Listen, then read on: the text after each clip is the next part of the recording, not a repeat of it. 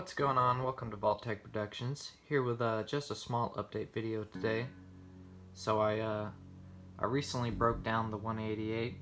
I had it for quite a while, but it finally got the axe, and so had a lot of extra parts and a lot of extra space. And I was thinking I was probably going to start another Fallout location mock like the 188, but plans changed a little bit, so as I said, this is going to be kind of more of a smaller update video. I do have a couple things to show though. First, I have a Nuka vending machine build, finally. Probably should have had one of these forever ago, but there it is. Unfortunately, I need to get some colored ink for my printer. Same for this billboard up here, black and white. Hopefully I'll get some of that soon and be able to replace all these just prints I made, because yeah, from a distance it's a little harder to tell. It kind of just blends in with the red a little bit, but up close it's very obvious and quite distracting. And I also have this beautiful classic car up front, which we'll take a closer look at here in a second. And yeah, so I just kind of got a lot of my Fallout stuff all just kind of thrown out on this table. Oh, and also here's some Legion builds, just some random Legion, small Legion recruits or something, I guess. Definitely not like what I would consider my final Legion design or anything. I literally just threw these guys together because I just happened to have these parts that I thought worked well enough. So I was like, yeah, may as well just make some Legion. Especially to go with my NCR troop right there. And the Securitron's got a couple updates throughout pretty much all the videos. This is, I think, pretty much the final version I'm going to go with.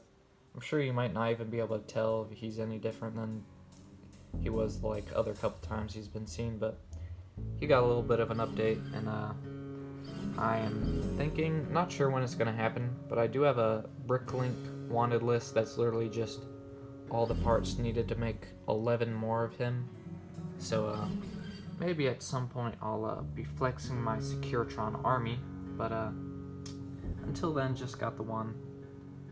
So yeah, I guess first thing I'll talk about is why no new big Fallout location mock. And as I said, my plans did change a little bit. Basically, after I finished the city, I still kind of had city-itis and ended up building a building that I had literally no room in the city for. And once that happened, I just decided I was just going to completely update the city, make it bigger like originally, as I said in the video, is supposed to be a whole nother table in size. Well, now it's going to be 3 tables in size, and I might just give you a little teaser of what the new updated city is going to look like. It's going to have a bunch of new buildings. It's going to be great. Pretty excited with how it's coming out so far, but still a long way off. So let's get into the sweet classic car I got. This is probably the main thing I was wanting to show. So yeah, I'm going to take this over somewhere to get a better look, and we'll get into it. Alright, first I'm going to just give you a 360 of the vending machine. I kind of rushed it a second ago, so that was my bad. So here you can see it from the sides, and here's a look at the back. So I really like how it came out. I really like the scale, and I was trying to really make sure to get that, 2x3 for the dimensions and stuff, and it's quite a little bit more complicated than it probably needed to be. It took me a while to come up with the design. Really like it. Can't wait to get some colored ink for my dang printer, and then I can just go and update like everything, and it'll be so much better. Anyways, now on to the car. So first off, it's not necessarily based on any specific Fallout car or anything from the actual Fallout world. It's just I wanted a classic old school looking vehicle. And before anyone says anything or anything, obviously one of the obvious ways to do one of these cars is to use one of these pieces along there, and then do one of these pieces for the headlights. Oops, sorry. But yeah, I don't have enough of these at the moment, so once I get a whole bunch, I will try those out, see what it looks like. Just from eyeballing it, I'm pretty sure it will look a lot better, which is why most people do that technique. But yep, I'll do it when I have the pieces for it. Alright, so first off, this car is really compact and really playable as well. And if you've seen my apocalyptic car videos, you know I'm not very good at making cars in LEGO yet. Don't have too much experience with it.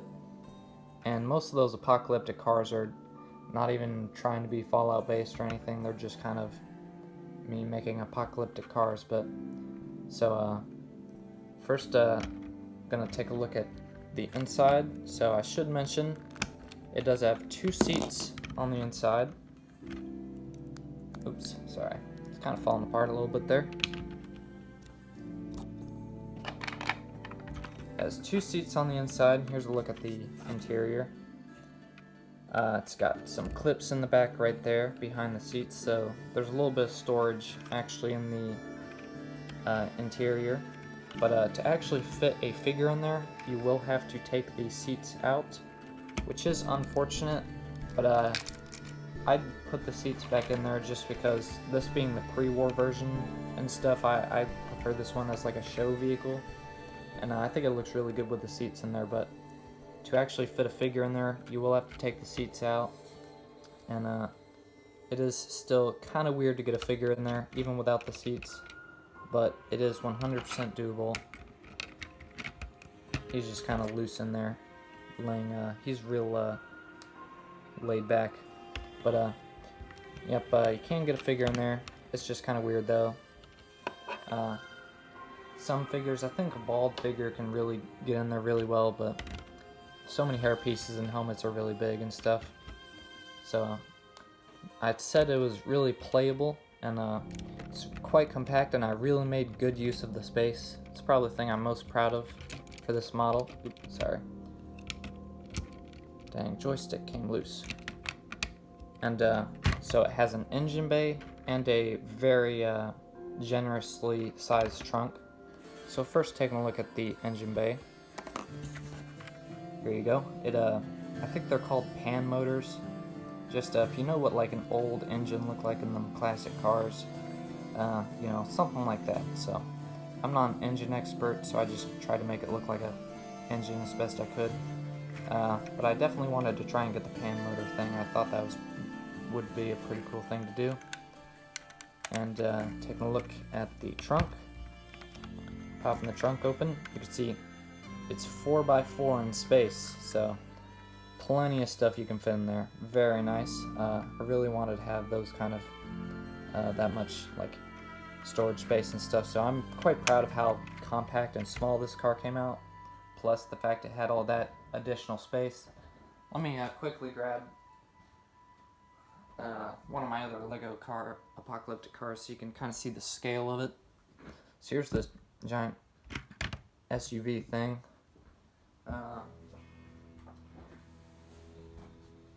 And here is this really crazy apocalyptic sports car thing.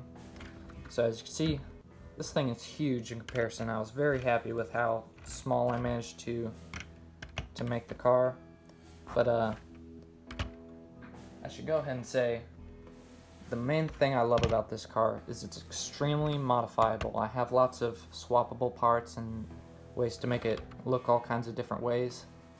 And so I'll go ahead and show you some of the different customization type stuff you can do with it.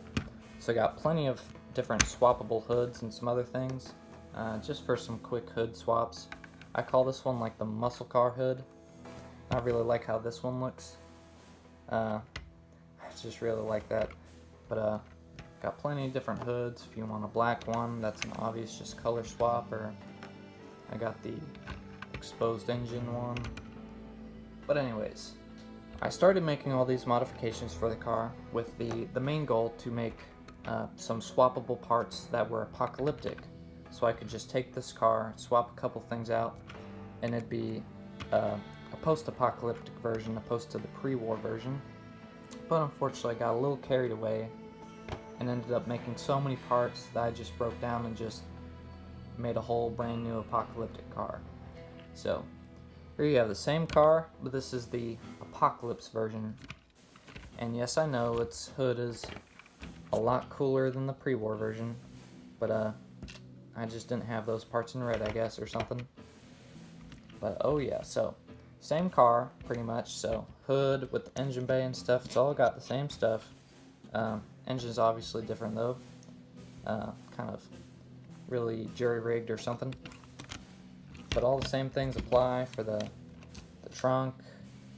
And as I said, can't have the seats in there to fit them, but since this is the Apocalypse version, I just don't bother having the seats in there. So as you can see, it's built specifically to have a figure just sit in that spot, but pretty sure that big hairpiece, he has to be laid back to fit in there, so he's actually loose. Oops. Yeah, and that's the one annoying thing about this is this wheel keeps falling off, but that's alright. So I really like how this apocalyptic version came out, and I do have an engine swap for this as well. And yeah, so I got a whole bunch of different little customizations for the pre-war version. So I guess I'll give you a little slideshow of some of the different versions I've come up with.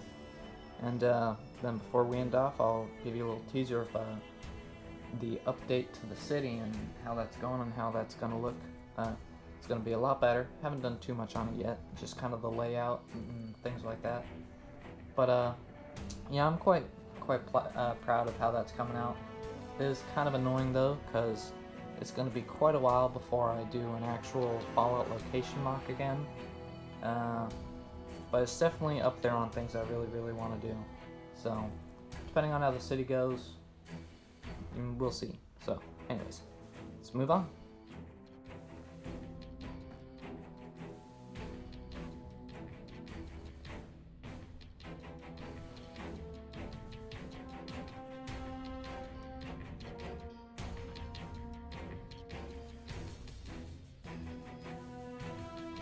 Thanks for watching, and if you'd like to see more LEGO Fallout content, plenty more on the channel, and I hope to see you guys next time, so thank you, and hope you have a great day.